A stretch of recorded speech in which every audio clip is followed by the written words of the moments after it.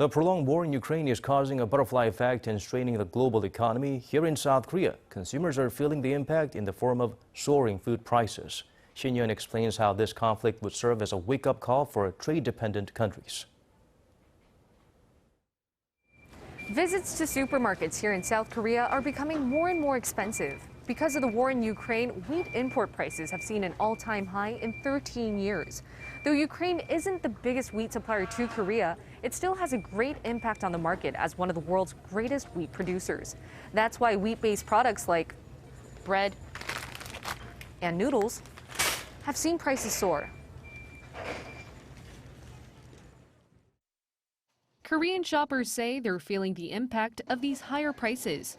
지금은 정말 배로 올랐어요. 너무 많이 올라가지고 그러니까 사더라도 그냥 놓게 돼요. 물가가 너무 많이 올라서. 나는 차로 출퇴근을 하는데 기름값이 너무 많이 오른 거예요. 그래서 어차피 공급자들은 월급은 정해져 있는데 지출하는 금액은 점점 너무 커져서 좀 아쉬운 면이 좀 있고.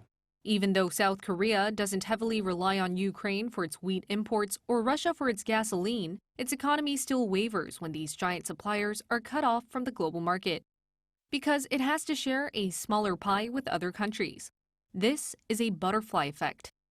In other words, global events affect Korea as it has one of the highest trade dependency rates in the world. As of 2020, trade made up 69% of Korea's whole GDP. South Korea's food security is at high risk during times of geopolitical uncertainty, as the country has the lowest food self-sufficiency rate among all OECD countries. South Korea only produces a little over 45% of its own food and only 20% of its own grain. This figure is much lower than countries like Canada and the US, each with self-sufficiency rates for grain surpassing 100%. A rural economics expert said South Korea needs to solve this matter quickly. There may be a day when there aren't any grains available for import due to worsening climate change. In the future, we might be fighting for food. South Korea needs to be prepared.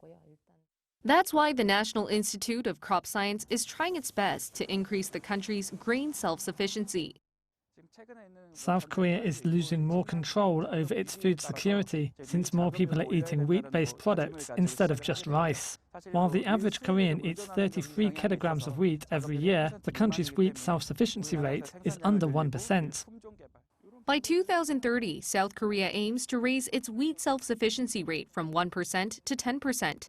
To do this, the National Institute of Crop Science formed a wheat research team in 2018, specializing in finding ways to distribute homegrown wheat across the country. Our priority is quality over quantity. We want companies and consumers to look for Korean wheat, even though it may be pricier because it has a premium value. So we're inventing technology that can make our homegrown wheat more nutritious and not cause any allergies. We're also developing speed breeding technology so it takes a shorter amount of time to actually produce it. As a trade-dependent country, South Korea and its citizens feel the impact of what happens elsewhere in the world. But South Korea is still trying to boost its self-sufficiency, whether it's by producing its own wheat or implementing more policies. There's still some hurdles left for the country to consider, though, like who will be growing the wheat given Korea's aging population. Shin Ye-eun, Arirang News, 전라북도 Province.